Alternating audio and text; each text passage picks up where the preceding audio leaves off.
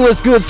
good family ndimi dizera ko meze neza moduma payuri meze neza ndikumwe namwe numunezero ugeretswe ku nko musanzwe mubizi inyuma MIC you can call me Shabir Chubahiro cyangwa kanyita Kabos for real uyu munsi ndabazaniye inkuru ishushe mu gisagara ca Bujumbura iyo nesi yindi nkuko musanzwe mumenyereye namandabazanira ibintu bishasha ibintu bigezwe ibintu biri update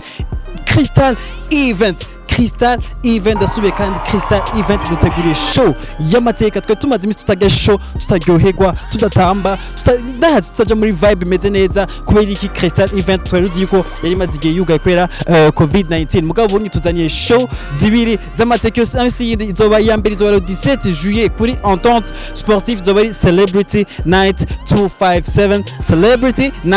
257 aho azogerageza kurondera ugwaruka new generation b'abarundi bakora umuziki kugira dushoboye kuryoherwa nabo iyindi nayo izoba le 14 août aho Crystal Event izofeta 8 ans ikora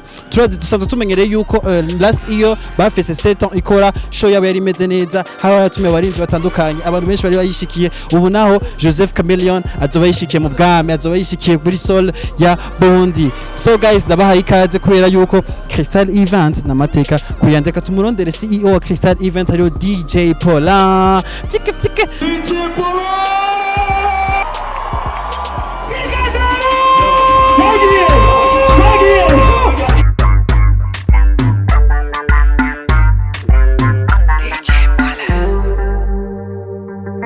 We on fire.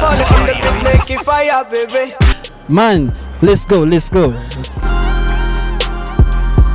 Yesuko nawe babwiye uno munsi twaje muri press conference yabaye organize nande na Crystal Event dusanzwe tubizi yuko Crystal Events namateka kuyandi ndabibutse yuko barigeze ko organiza 7 ans bafita 7 ans anniversaire ya Crystal Event yabaye umwaka weze byari bimeze neza yari show y'amateka twararyohewe wararyohewe uyu munsi naho batuzaniye ibindi bintu bimeze neza nko babwiye muri introduction Crystal Event namateka kuyandi ndakwibutse yuko le 17 juillet bako organiza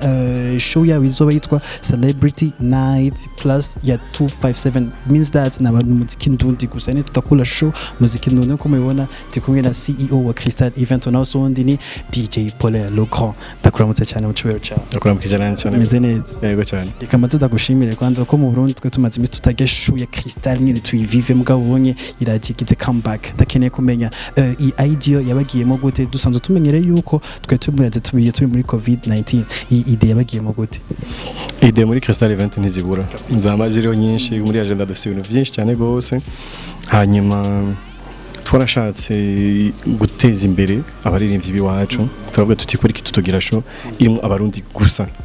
kandi hari abantu bamavuga ngo ntivyo gukunda ngo niboronka abantu benshi abantu bazoza ari benshi kandi bazovyitaba dusanzwe tumenye ko Crystal Event namateka kuyandi ego CEO tuhagaze ngaho nyine tukiringa kuri Celebrity Night 257 ndakeneye mumbwire kimwe mu mpamvu cabatumye peut-être mwiyumvira nouvelle génération est-ce que nouvelle génération ni kimwe yibonyemo kugira muvuge ati reka tuyisupporting iyi nouvelle génération nasanze ifise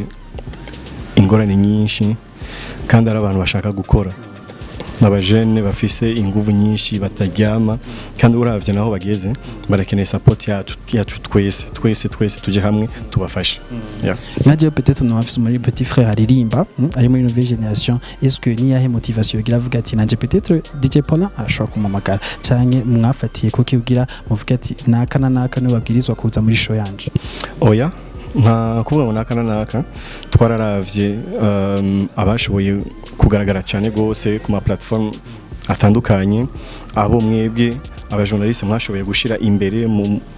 nabonye twafashe ntitwarondereye kure canke ibiki nibajye nyene musanzwe mumenyereye tuguma tubona umwanya wose twumviriza amaradiyo reka ndabibutse kandi le 14 août hazoba show ya Joseph Chameleone sina valu be yende tutakula show abantu b'Imana so you are welcome Joseph Chameleone navyagenze gute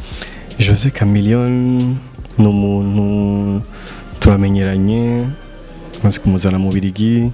ngahanye muri club yanje yaramaze kuzamo nka kabiri urumva hari abantu benshi bamukunda hari abantu benshi bamukumbuye ko aheruka no muri 2014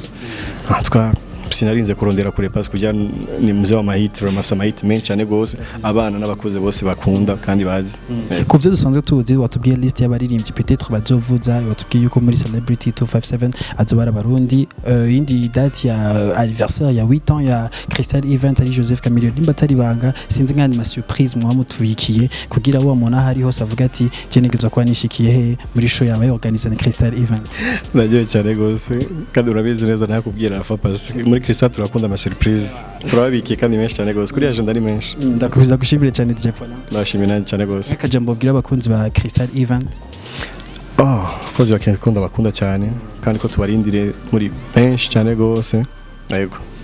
Map ndayibibutse ni le 17 juillet hehe attente sportif kuri show yitwa Celebrity Night 257 indi map ni le 14 août kuri attente sportif nyene to give vibe hamwe na Crystal Event, you already know.